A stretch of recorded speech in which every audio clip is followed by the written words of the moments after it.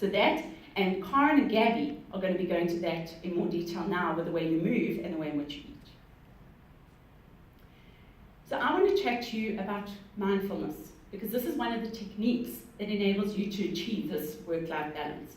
What is mindfulness? I think this is a lovely definition. When you shower, shower. When you peel a potato, peel a potato. When you greet that friend, greet that friend. When you have to do the admin, do the admin. When you are tired, feel tired. When you take a bite, take a bite. Gabby's going to speak about mindful eating. And there's some amazing experiments that have recently been done where they took popcorn, dried it out, kind of even threw it in a bin. It was dry, it was stale. And then they took it and they put it into boxes and they gave it to people as they walked into movie houses. And you know that without exception, everybody ate that stale popcorn. Because what they were doing is they were eating mindlessly. We don't even think about it. You just associate movies with popcorn. You know that popcorn was straight, dry and stale and tasted disgusting. But no one noticed because we're not actually tasting the food that we're eating. When you laugh, laugh. When you say hello to your child, say hello to your child. When you are on the phone, when you walk into your house, for those of you with little children, you are missing out on that moment where they are excited to see you, because after that, they are less excited to see you. When you rest, rest. When you are under pressure, feel that pressure. And when you exercise, exercise. Karen's going to chat about that. And when you attend a meeting, attend that meeting. Being on your BlackBerry, on your iPhone, underneath the table, is not respectful to the person that you're in the meeting with, and it doesn't support mindfulness at all. It sounds like a cliche, but there's a reason why the present is called the present, is because it's a gift. The only thing we can do anything about is this moment here on the 23rd of January at the Hyatt Hotel. This is the moment. This is the sweet spot of your life. The problem is we feel guilt and regret about the past, and we worry about the future. When in actual fact, right now is the place. When you bring your attention and your focus to this place, amazing things start to happen. If you think of children, children are incredibly mindful. And I think as adults, we lose that. If you watch children play, they are fully involved in what they're doing. They're not distracted. They're not kind of multitasking around everything.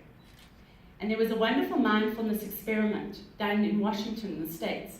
A world-famous violinist, Joshua Bell, he sold out an opera house in Washington one night, $350 an average ticket. And the next morning, a newspaper wanted to study how kind of distracted people are. So they took him into the local train station during rush hour, and they got him to play the Stradivarius violin. He was playing the most complicated Bach pieces that have ever been written, and he was playing on a $3.5 million Stradivarius violin. And what was interesting is the only people who noticed were the children, and without exception, every child actually went past and said to their parents, "Listen to this." And the parents, without exception, actually pulled them away and said, "Well, hurry, hurry, we're in a rush." And at the end of an hour, he had $37 in tips. And if we're missing world-famous violinists in our kind of rush of life, what else are we missing? What was interesting to see Davos last year, 2013, and it's busy going on, I think it's about to start. For the first time, at this little town in Switzerland, they incorporated mindful leadership as a workshop. And in fact, all the world leaders and top thinkers in the world were meditating every morning at 8 o'clock.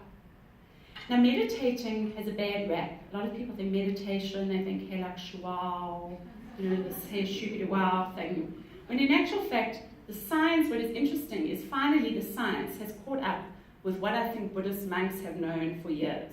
And when you give business people the business case and the science behind it, what happens to your brain, then people buy in more.